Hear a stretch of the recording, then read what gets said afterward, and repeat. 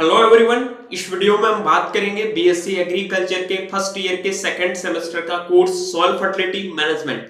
इस कोर्स में हमें क्या पढ़ना है, कहां से हम स्टार्टिंग करेंगे, आईसीआर के 16 कमेटी के अकॉर्डिंग जो हमारा सिलेबस है उसको ध्यान में रखते हुए हम आगे बढ़ेंगे। चलिए स्टार्ट करते हैं लेक्चर को। सबसे पहले हम बात करेंगे जो अपना आईसीआर के 16 कमेटी के अकॉर्डिंग सॉइल फर्टिलिटी मैनेजमेंट है, तो इसका सिलेबस क्या है। जानकारी के लिए मैं आपको बता दूं कि ये कोई कोर्स आपके लिए नया नहीं है, ठीक है। ये कोर्स पहले आपका थर्ड ईयर में चलता था।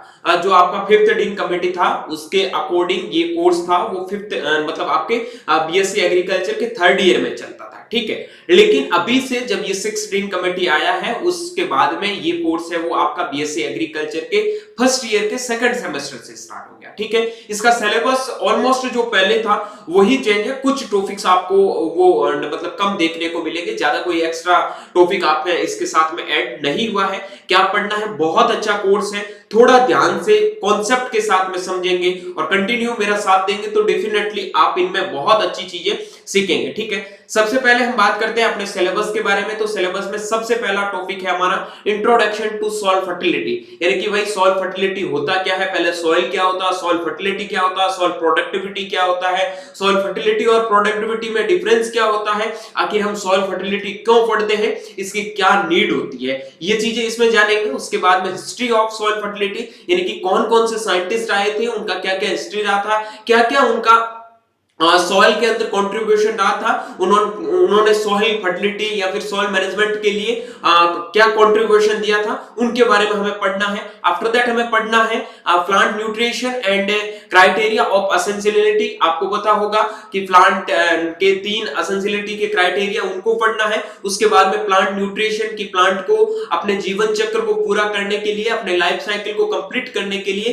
कितने न्यूट्रिएंट की आवश्यकता, मतलब कौन कौन से न्यूट्रिएंट की आवश्यकता होती है और उनके क्या रोल है, उनके डेफिशिएंसी के सिम्टम क्या है, ठीक है। वो सारी चीजें इस लेक्चर में हम पढ़ने वाले हैं। उसके बाद में हम बात करेंगे role, deficiency, toxicity, symptom, essential plant nutrients के बारे में है, ठीक है। उसके बाद में mechanism of nutrient transport to plant, मतलब सॉइल से प्लांट तक न्यूट्रिएंट कैसे आता है, कौन कौन सी मैकेनिज्म के थ्रू आता है, कैसे प्लांट से मतलब प्लांट है वो न्यूट्रिएंट को ऑब्जर्व करता है, उन सारी चीजों के बारे में पढ़ेंगे। तो हिंदी में भी बताऊंगा, हिंदी वाले बालक परेशान होने की जरूरत नहीं है। हिंदी मीडियम और इंग्लिश मीडियम को इस लेक्चर को मैं बाइलिंगुअल लेके ही चलूंगा, उसके बाद में हम सेपरेटली चलेंगे, ठीक है, क्योंकि हम सिलेबस और इंट्रोडक्टरी पार्ट ही डिस्कस करेंगे इसमें। उसके बाद में हम बात करते हैं factor affecting nutrient availability to plants, यानी कि कौन कौन से फैक्टर हैं ऐसे जो प्लांट के न्यूट्रिएंट अवेलेबिलिटी को अफेक्ट करते हैं। उसके बाद में बात करते हैं introduction to importance of manure and fertiliser.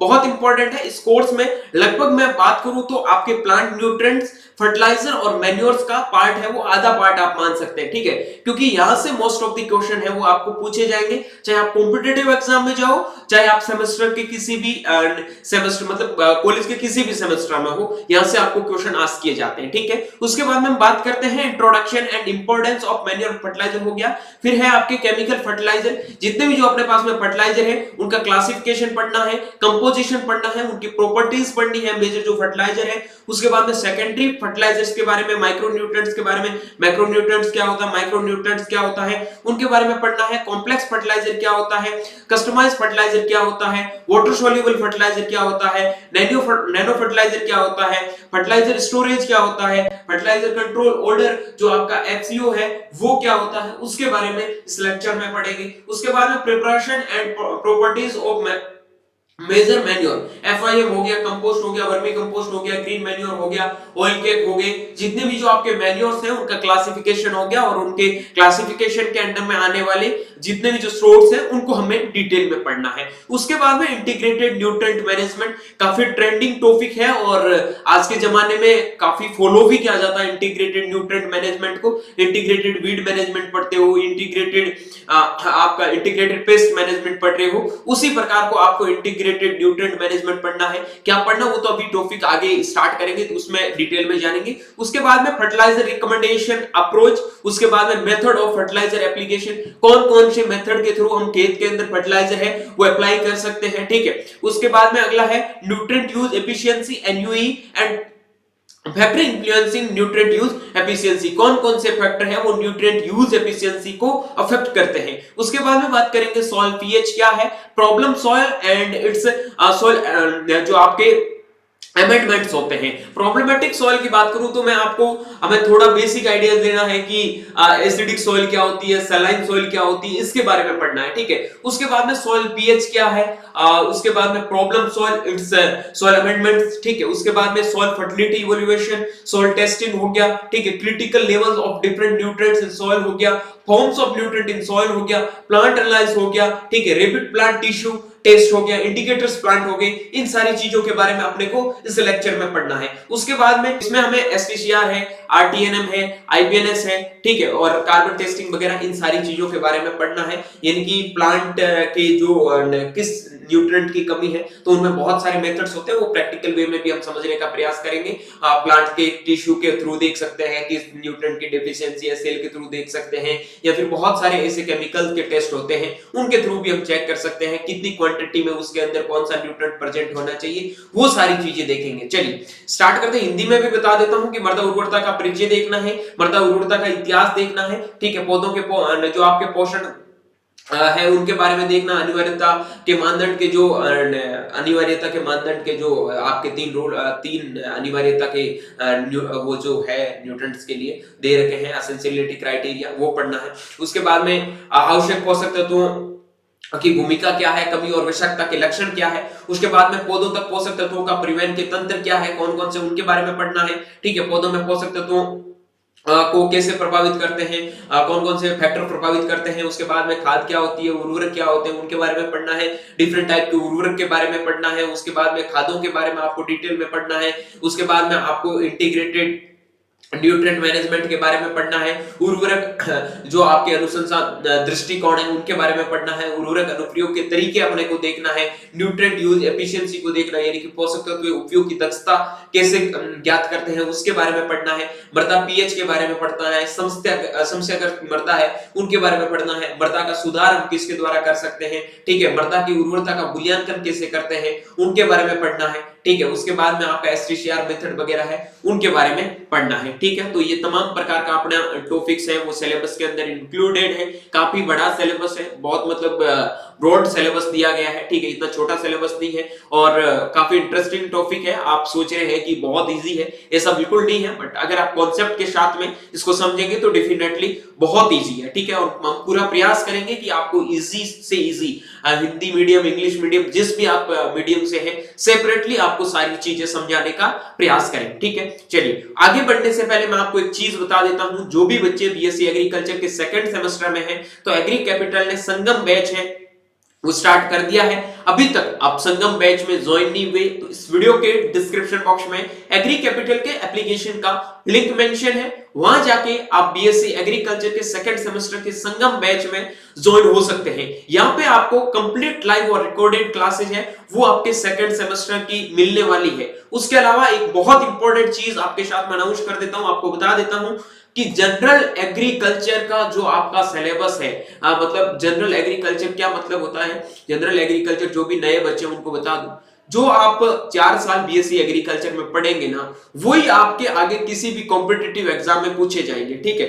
आपके पास में मान लो इस सेमेस्टर में आप 6 सब्जेक्ट पढ़ रहे हैं, आपने फर्स्ट सेमेस्टर में जो सब्जेक्ट पढ़े, यानी कि जो जैसे जैसे आप जिस सेमेस्टर में एग्रीकल्चर पढ़ते जाओगे उनका जनरल एग्रीकल्चर का पार्ट है वो हम कवर करवाते जाएंगे कि कॉम्पिटिटिव के दृष्टिकोण से, ठीक है। सेमेस्टर का अलग रहेगा, एक फोल्डर मिलेगा कॉम्पिटिटिव, जो सब्जेक्ट से जिस सेमेस्टर में चलेगा उनका कॉम्पिटिटिव अप्रोच से जो भी चीजें आपके, मान लो आपका सॉइल फर्टिलिटी मैनेजमेंट है, यहां से कॉम्पिटिटिव दृष्टिकोण से कौन कौन से टॉपिक्स आपको पूछे जाएंगे, कौन कौन से आपके लिए इंपॉर्टेंट पॉइंट होंगे, वो आपको प्रॉपर नोट्स है, प्रॉपर क्लासेस के साथ में हम समझाने का प्रयास करेंगे और सारी चीजें हैं वो प्रोवाइड करवा देंगे, ठीक है। तो ये आपके लिए एक्स्ट्रा बेनिफिट है। उसके अलावा गेस्ट पेपर आपको मिलने वाले हैं, कॉम्पिटिटिव एग्जाम के नोट्स मिलेंगे, उसके साथ में आप जो भी आपको क्लास मिलेगी उनकी पीडीएफ पीपीटी मिलेगी। उसके बाद में पीवाईक्यू, जिस भी आप कॉलेज में हैं उनके अकॉर्डिंग आपको पीवाईक्यू के सॉल्यूशन भी मिलेंगे, लाइव आपके क्वेश्चन आंसर सेशन भी होंगे। उसके बाद में सबसे इंपॉर्टेंट बच्चों के लिए होता है आज के टाइम में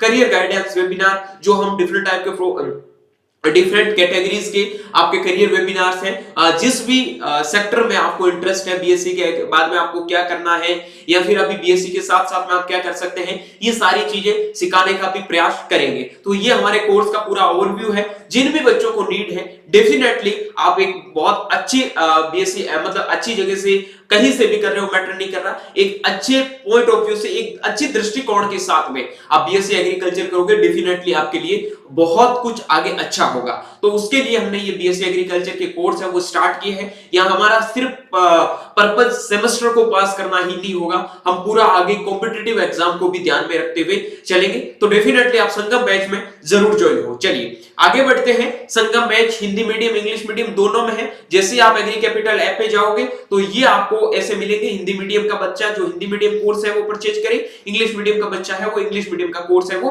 परचेज करे। चलिए अब हम बात करते हैं, अपने पॉइंट पे आते हैं। सबसे पहले अपना सॉइल फर्टिलिटी मैनेजमेंट है, उसमें जान लेते हैं। हिंदी इंग्लिश मीडियम दोनों में है, टेंशन मत लो, दोनों में समझेंगे आराम से, ठीक है।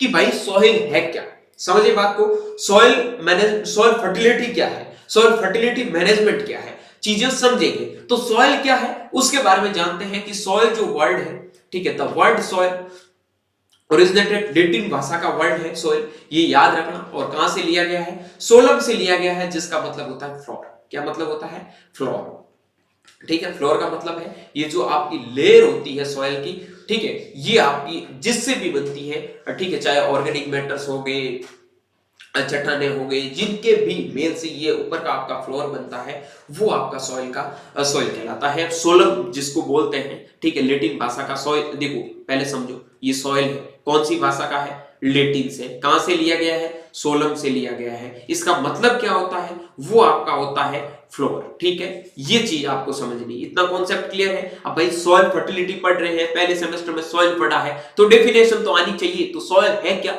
Soil is a variable natural body which is made up of a combination of fine organic and inorganic substance and microorganism and provide a sustainable medium for growing plant। ठीक है, ये क्या है, आपका एक नेचुरल कॉम्बिनेशन है। इसमें organic और इनऑर्गेनिक दोनों सब्सटेंस होते हैं और जिसके अंदर माइक्रो ऑर्गेनिज्म रहते हैं जो आपके सॉइल फर्टिलिटी या फिर मतलब कह सकते हैं ना मृदा उर्वरता को बूस्ट करने का, सॉइल के ऊपर जो भी प्लांट आप उगाते हो उनको बढ़ावा देने के लिए, उनकी ग्रोथ में हेल्पफुल होते हैं माइक्रो ऑर्गेनिज्म, ठीक है, वो प्रोवाइड जो आपके उसके अंदर होते हैं। और आपको सस्टेनेबल मीडिया, एक मतलब प्लांट को ग्रो करने के लिए एक सस्टेनेबल इन्वायरमेंट हो गया, सस्टेनेबल मीडिया है, वो प्रोवाइड करवाता है, वो आपका सॉइल है, ठीक है। सॉइल हेल्थ कार्ड, कुछ इंपॉर्टेंट पॉइंट्स जो आपको कॉम्पिटिटिव एग्जाम में भी पूछे जाते हैं। सॉइल हेल्थ कार्ड स्कीम है, वो वाज लॉन्च्ड ऑन फरवरी 19 2015, मतलब 19 फरवरी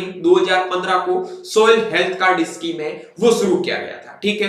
इसमें आपके सॉइल फर्टिलिटी से रिलेशन क्या है तो बता देता हूं कि हेल्थ चाहे इंसान का हो, चाहे जानवर का हो, चाहे सॉइल का हो, बहुत इंपॉर्टेंट है। और इसकी क्वालिटी चेक करने के लिए उनमें जिस भी न्यूट्रिएंट की डेफिशिएंसी है वो जानने के लिए हमने ये चीजें स्टार्ट की है। मतलब हमने क्या क्या है, गवर्नमेंट ने एक इनिशिएटिव काम किया है और उसके तहत पे जिस भी फार्मर्स को अपना सॉइल टेस्ट करवाना होता है तो वो फ्री में जाके उनके नजदीकी जितने भी जो केवीके होते हैं, एग्रीकल्चरल की यूनिवर्सिटीज, एग्रीकल्चरल यूनिवर्सिटीज होती है, वहां जाके वो अपनी सॉइल को चेक करवा सकते हैं और जान सकते हैं कि आपकी सॉइल के अंदर किस न्यूट्रिएंट की डेफिशिएंसी है जिसकी वजह से आपके सॉइल की फर्टिलिटी, प्रोडक्टिविटी है वो कम होती जा रही है, ठीक है। उसके बाद में बात करते हैं 2014 was declared of the year of soil health by FAO Rome, ये भी इंपॉर्टेंट पॉइंट है। उसके बाद में आपको याद रखना है 2015 was declared as the international year of soil with the healthy soil, ठीक है, हेल्दी लाइफ। उसके बाद में आपको ये कुछ इंपॉर्टेंट वर्ड है, इस Indian institute of soil science जो आपका कहां पे इंस्टीट्यूट है, भोपाल मध्य प्रदेश में इंस्टीट्यूट मतलब सिचुएटेड है। उसके बाद में world soil day celebrated every year on 5 दिसंबर, मतलब हर साल 5 दिसंबर को आपका वर्ल्ड सॉइल डे है वो सेलिब्रेट किया जाता है। उसके बाद में for soil testing the size soil particle should less than 2.0 mm, मतलब आप जिस सॉइल का टेस्ट करवाना चाहते हो उसका साइज है वो 2 mm से कम होना चाहिए। ऐसा नहीं है कि कुछ भी कंकड़ पत्थर लेकर जाके आप सॉइल टेस्टिंग के लिए लेके जा रहे हो, तो वो नहीं होना चाहिए, ठीक है। उसके बाद में 2 आपने चीजें पढ़ी होगी पहले भी और अभी भी बता देता हूं। एक तो आपका पेडोलॉजी है और एक एडाफोलॉजी है। पेडोलॉजी के अंदर हम क्या करते हैं कि एक सॉइल साइंस की ब्रांच है, इसके अंदर आपका सॉइल का ओरिजिन कैसे हुआ है, उसके बाद में सॉइल का क्लासिफिकेशन है, सॉइल का डिस्ट्रीब्यूशन है, उसके बारे में अपने को स्टडी करनी है, वो आपका पेडोलॉजी है, उसके अप्रोच के बेस पे स्टडी करनी है, ठीक है। और एडाफोलॉजी का मतलब होता है कि एक सॉइल साइंस की ब्रांच है जिसके अंदर सॉइल और प्लांट का जो रिलेशनशिप है उसके अप्रोच के बारे में अपने को स्टडी करनी है, वो आपका क्या है, एडाफोलॉजी है। आई थिंक सॉइल पेडोलॉजी और एडाफोलॉजी कॉन्सेप्ट को आप समझ गए होंगे कि भाई जो सॉइल का क्लासिफिकेशन है, ठीक है, सॉइल का डिस्ट्रीब्यूशन कैसे हुआ है, ठीक है, सॉइल सरफेस के बारे में, ये जो भी साइंटिफिक वे में सॉइल ओरिजिन के बारे में हम स्टडी करते हैं वो आपका पेडोलॉजी के अंदर आता है। और एडाफोलॉजी के अंदर क्या आता है कि प्लांट और सॉइल का क्या रिलेशनशिप है। प्लांट जहां वर्ड दिख गया सीधा सॉइल का मत निकालो, प्लांट जहां वर्ड निकल गया वहां आपका एडाफोलॉजी आएगा, ठीक है। एडाफोलॉजी और पेडोलॉजी दोनों आपके ग्रीक भाषा के वर्ड है, समझ गए। फादर ऑफ पेडोलॉजी जो आपके विवी डोकुचेव है और उनके बेस पे ही उनको सॉइल साइंस के पिताजी भी कहते हैं, समझ गए बात को। चलिए, वो ये लिखा है कि V V Dokuchaev hence is called father of soil science, ठीक है। चलिए, हिंदी में भी आप देख सकते हैं ये तमाम प्रकार की चीजें हैं कि सॉइल क्या होता है। लैटिन भाषा का शब्द है सॉइल, जो आपका सोलम से लिया गया है, जिसका मतलब तात्पर्य होता है फ्लोर, ठीक है। परिभाषा क्या है, मृदा एक परिवर्तनशील प्राकृतिक पिंड है जो बारीक कार्बनिक तथा अकार्बनिक पदार्थों में सूक्ष्म जीवों के संगठन से बनी होती है और पौधों के उगाने के लिए उचित माध्यम प्रदान करती है, वो आपकी मृदा कहलाती है, समझ गए। मृदा विज्ञान के पिताजी है वो आपके विवी डोकुचेव है। इसमें हमने 2 ब्रांच के बारे में देखा है, एक आपका पेडोलॉजी है, एक एडाफोलॉजी है। अब ये मत बोलना कि पेडोलॉजी और एडाफोलॉजी का हिंदी क्या है, दोनों आपके ग्रीक भाषा के शब्द है, ठीक है। पेडोलॉजी के अंदर आप सॉइल का क्लासिफिकेशन है, सॉइल का ओरिजिन है, सॉइल का डिस्ट्रीब्यूशन है, उनके बारे में स्टडी करते हैं। और सॉइल एडाफोलॉजी के अंदर प्लांट सॉइल का जो रिलेशनशिप है उनके बारे में आप अध्ययन करते हैं। आई थिंक ये चीजें भी आपकी क्लियर हो गई। बाकी आपका सॉइल हेल्थ कार्ड है वो आपका 19 फरवरी 2015 में लागू हुआ था। उसके बाद में ये सॉइल हेल्थ कार्ड है, मतलब जो आपका मृदा दिवस है, ठीक है, इंटरनेशनल लेवल पे विश्व मृदा दिवस है, वो आपका 5 दिसंबर को मनाया जाता है, तो ये भी आपको याद रखना है, ठीक है। ये चीजें आपके लिए इंपॉर्टेंट थी। अब हम चलते हैं सॉइल फर्टिलिटी क्या होती है, सॉइल प्रोडक्टिविटी क्या होती है, उसके बेस पे, ठीक है। यहां से अपना सिलेबस शुरू होता है,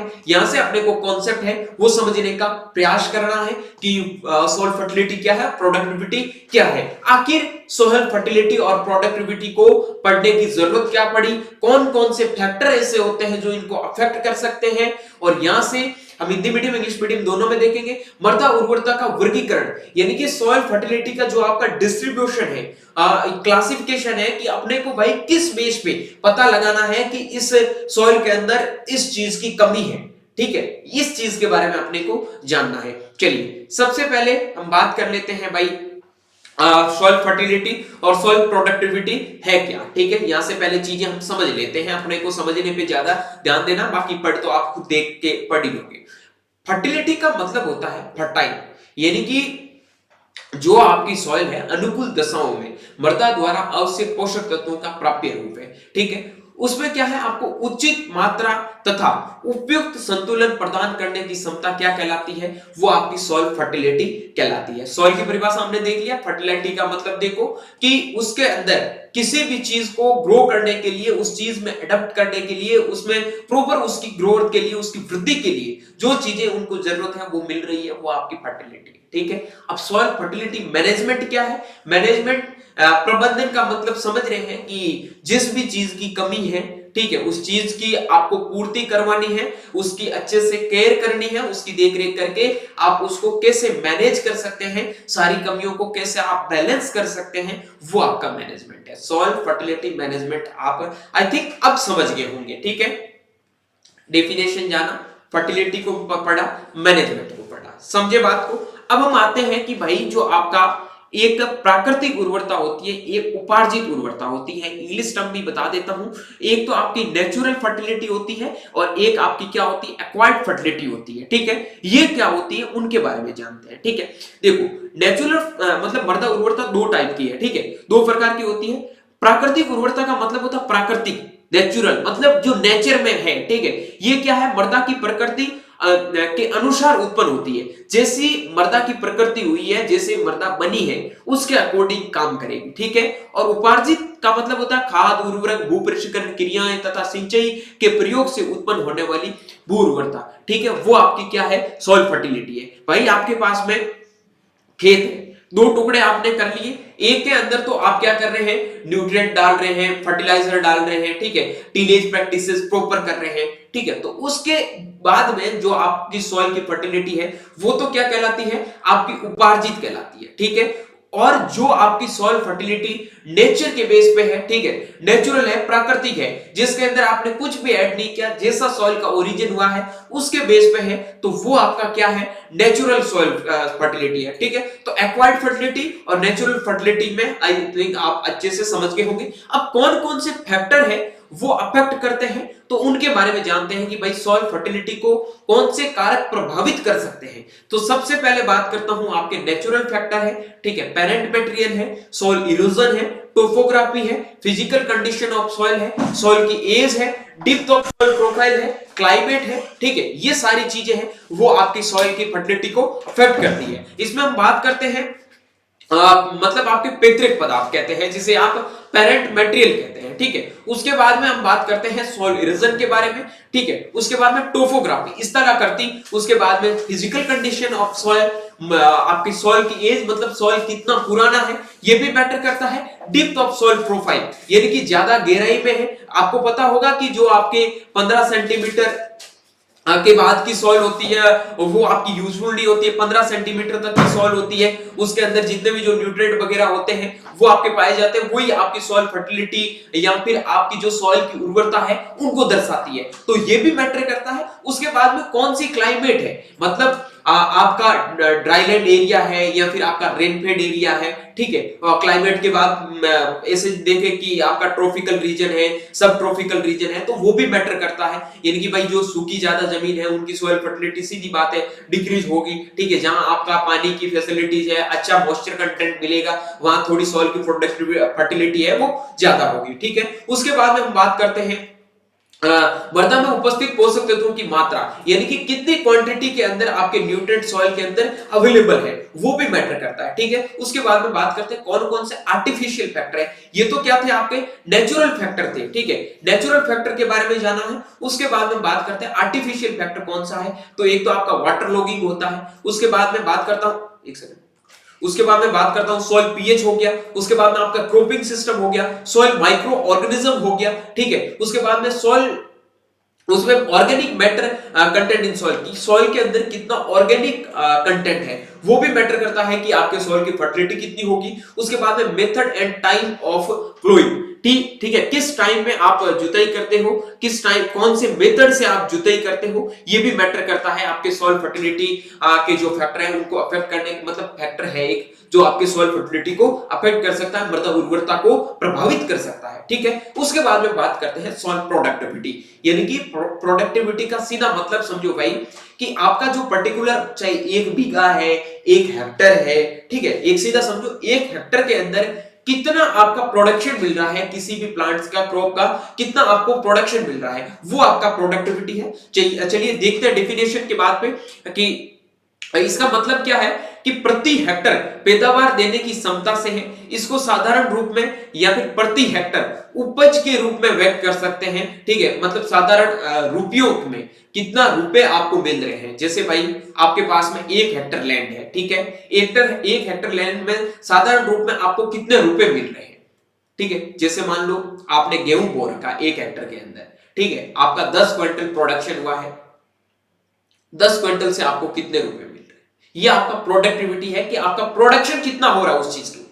और फर्टिलिटी का मतलब है कि उसके अंदर पहले से कितने न्यूट्रिएंट है, कितने आपके ये दूसरे जितने भी जो ऑर्गेनिक मैटर होंगे वो सॉइल के अंदर प्रेजेंट है, जिसकी वजह से वो नेचुरल रूप से सॉइल है वो प्लांट को आपका ग्रो करने में हेल्प करता है। ठीक है, ये आपका सॉइल फर्टिलिटी और सॉइल प्रोडक्टिविटी हो गया। सॉइल प्रोडक्टिविटी का सीधा मतलब समझो कि जो भी जिस सॉइल के अंदर जो प्लांट हमने बोए हैं उनके थ्रू अपने को कितना प्रोडक्शन मिलता है, वो आपका सॉइल फर्टिलिटी है, सॉरी सॉइल प्रोडक्टिविटी है। ठीक है, और सॉइल फर्टिलिटी का मतलब होता है कि पादप वृद्धि के लिए जो अनुकूल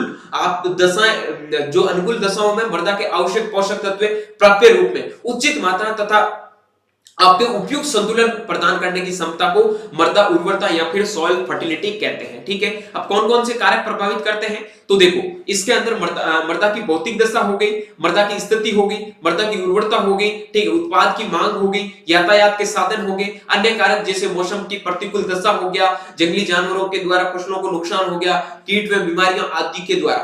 मतलब भाई पौधा बन गया, इसका मतलब ये नहीं है कि आपको सॉइल की फर्टिलिटी अच्छी है तो आपको प्रोडक्शन अच्छा मिल जाएगा, जरूरी नहीं है। ठीक है, आपके पास में ये सारे फैक्टर होते हैं, वो अफेक्ट कर सकते हैं कि भाई फिजिकल प्रॉपर्टीज क्या है सॉइल की, वो भी अफेक्ट कर सकता है। ठीक है, उसके बाद में सॉइल की फर्टिलिटी तो अफेक्ट करेगा ही, उसके बाद में उत्पाद की मांग, जिस चीज की आप जरूरत है वो आप उस चीज को प्रोवाइड करवा रहे हो या नहीं करवा रहे हो। उसके बाद में यातायात के साधन, ट्रांसपोर्ट फैसिलिटीज होती है, वो भी मैटर करती है। उसके बाद में डिजीज लग गया, कोई भी कीड़ा मकोड़ा प्लांट के ऊपर लग गया, वो भी क्या है, इल्ड को रिड्यूस कर सकता है। ये सारी चीजें हैं वो आपके किसकी है, सॉइल प्रोडक्टिविटी को अफेक्ट करने वाले फैक्टर है। ठीक है, अब हमें समझना है, बहुत इंपॉर्टेंट चीज है, यहां से क्वेश्चन चाहे मत पूछे लेकिन ये कॉन्सेप्ट आपका क्लियर होना चाहिए कि भाई हम सॉइल फर्टिलिटी पढ़ रहे हैं, उनसे पहले अपने को पता होना चाहिए आपके जो भी मैंने अभी बताया था कि भाई कार्बनिक पदार्थ सॉइल के अंदर होने चाहिए, नाइट्रोजन प्रॉपर होना चाहिए, फास्फोरस होना चाहिए, पोटेशियम होना चाहिए, हमने जाना है कि सारे न्यूट्रिएंट होने चाहिए। कितने अमाउंट में न्यूट्रिएंट होंगे तो कमी दर्शाएंगे, कितने अमाउंट में होंगे तो आपकी मीडियम लेवल में होंगे और कितने लेवल में आपके उच्च होंगे। ठीक है, कौन कौन से यौगिक हैं, मतलब कौन कौन सी इसके यूनिट है जिसके थ्रू हम इसको बता सकते हैं। ठीक है, चलिए सबसे पहले हम बात करते हैं कि आपके पास में सॉइल है और आपको देखना है कि आपके सॉइल के अंदर कार्बनिक पदार्थ कितना है। अगर आपके सॉइल के अंदर कार्बनिक पदार्थ 0.50% से कम है, यानी कि 0.5% से कम है, मतलब 0.5% से कम है, तो समझ जाना चाहिए कि आपकी सॉइल के अंदर क्या है, ऑर्गेनिक मैटर कम है। ठीक है, तो ऑर्गेनिक मैटर कम है तो ऑर्गेनिक मैटर आपको उसके अंदर प्रोवाइड करवाना है। उसके बाद में मध्यम लेवल का जो होगा तो उसके अंदर आपका अगर 0.5 से 0.75 तक आपका होगा तो समझ लेना चाहिए मॉडरेट लेवल का है, कि ना तो कमी है और ना ही ज्यादा है। ठीक है, उसके बाद में अगर आपका 0.75% से ज्यादा है तो समझ जाना चाहिए उस सॉइल के अंदर क्या है, ऑर्गेनिक मैटर ज्यादा है। ठीक है, ये चीज समझना है। और परसेंटेज से हम कार्बनिक पदार्थ ये जो होते हैं देखते हैं। ठीक है, अब बात करते हैं nitrogen. Nitrogen kilogram per hectare, यानी कि एक हेक्टर के अंदर आपका जो नाइट्रोजन है वो लेस देन 280 किलोग्राम। उसके बाद में बोला है मध्यम लेवल में उसमें 280 से 560 और उच्च होगा वो आपके 560 किलोग्राम पर हेक्टर से ज्यादा होगा तो नाइट्रोजन आपके सॉइल के अंदर ज्यादा होगा। ठीक है, उसके बाद में बात करते हैं फास्फोरस, वो आपका 12.5 से कम होगा, 12.5 से 25% तक आपका मध्यम लेवल पे होगा और 25% से ज्यादा आप, मतलब 25% नहीं है, किलोग्राम से ज्यादा बोल रहा हूं, ये इकाई, ये बहुत ध्यान रखना। ठीक है, आपकी कहां पे कौन सी इकाई आती है ये मैटर करता है। तो आपके 25 किलोग्राम से ज्यादा अगर होगा तो वो उच्च लेवल में माना जाएगा। पोटेशियम की बात करूं तो अगर 125 किलोग्राम से कम है तो वो आपके लो लेवल है। उसके बाद में आप और 125 से 300 के बीच में, 300 किलोग्राम के बीच में है तो वो आपका मध्यम लेवल है और 300 किलोग्राम से ज्यादा है तो वो आपका उच्च लेवल है। सल्फर की बात करूं तो 22.4 से अगर आपका कम है तो वो आपका मतलब 22.4 से कम है तो कम लेवल होगा, लो लेवल होगा। ठीक है, उसके बाद में 22.4 से 35 किलोग्राम तक है तो आपका मध्यम लेवल का होगा। उसके बाद में आपका 35 किलोग्राम से ज्यादा है तो वो आपका हाई लेवल पे होगा। ठीक है, उसके बाद में बात करते हैं कैल्शियम, अगर आपका 1.5 किलोग्राम से कम है तो वो आपका लो माना जाएगा, 1.5 है तो आपका मॉडरेट माना जाएगा और 1.5 किलोग्राम से ज्यादा है तो वो आपका हाई माना जाएगा। मैग्नीशियम की बात करूं तो आपका 1 किलो से कम है तो आपका लो माना जाएगा, क्योंकि ये भाई माइक्रो न्यूट्रिएंट आता है, मतलब मैक्रो न्यूट्रिएंट आता है लेकिन सेकेंडरी आता है, ठीक है। माइक्रो न्यूट्रिएंट आगे देखेंगे। उसके बाद में क्योंकि प्राइमरी था तो प्राइमरी ज्यादा जरूरत होती है, सेकेंडरी उनसे थोड़ी कम जरूरत होती है। आपने देखा होगा कि 1 ppm से ज्यादा आपका आप वो प्राइमरी होता है और उसमें सेकेंडरी वो आपका क्या होता है कि 1 ppm से कम की नीड होती है, ठीक है। उसके बाद में देखो मध्यम की बात करें तो वो आपका 1 है। उसके बाद में जो मैग्नीशियम की जिस सॉइल के अंदर 1 किलो से ज्यादा पर हेक्टर आपकी अवेलेबिलिटी है उसमें क्या होगा, हाई लेवल में मैग्नीशियम अवेलेबल होगा उस सॉइल के अंदर। समझ गई बात को। उसके बाद में बात करते हैं आयरन। ये आपका यहाँ पे है जो आपका डाइइथाइलिन, जो आपका ट्राइमन पेंटेसेटिक, जो आपका पेंटेसेटिक एसिड है उसके बेस पे बताया जाता है कि एक सॉइल का सॉल्यूशन बनाया जाता है इसका DTPA का, ठीक है। उसके अंदर आपका सॉल्ट डाल दिया जाता है, उसके अमाउंट में मात्रा पता चल जाती है कि कितने मिलीग्राम पर केजी सॉइल उसके अंदर, मतलब वो न्यूट्रिएंट उसके अंदर अवेलेबल है, ठीक है। ये आपका क्या है, मैग्नीशियम हो गया, मैग्नीज हो गया, जिंक हो गया, ये तीनों के तीनों होते हैं आपके DTPA से निष्कर्षित होते हैं। उसके बाद में ये बोल रहा है कि मृदा में सूक्ष्म पोषक तत्व लोहा, जस्ता, तांबा, मैग्नीज का DTPA निष्कर्षण की खोज है वो आपके किसने की थी, वो लिंडसे व नॉर्वेल ने 1978 में की थी, ठीक है। उसके बाद में बात करते हैं बोरॉन हो गया, कॉपर हो गया, मोलिब्डेनम हो गया। तो बोरोन को तो आप गर्म जल विनयशील होता है उसके अंदर डाल के भी चेक कर सकते हैं, ठीक है। ये सारी की सारी मात्रा दे रखी है तो माइक्रो न्यूट्रिएंट थोड़ा पढ़ लेना, कभी कभार पूछ लिया जाता है, लेकिन ये आपके जो मैक्रो न्यूट्रिएंट है उनको आपको याद में रखना ही है, ये इंपॉर्टेंट है। बाकी ये लाइन आपको याद रख लेनी है कि लिंडसे व नॉर्वेल ने ये जो आपका DTPA है, ठीक है, डाइइथाइलिन ट्राइमन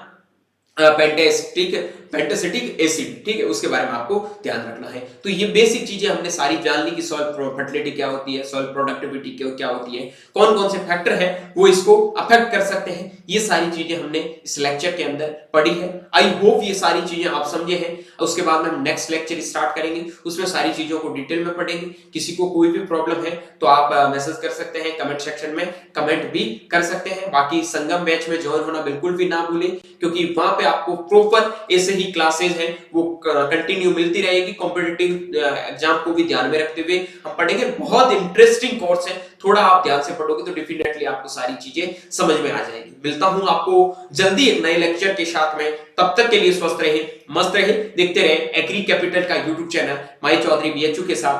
थैंक यू वेरी मच।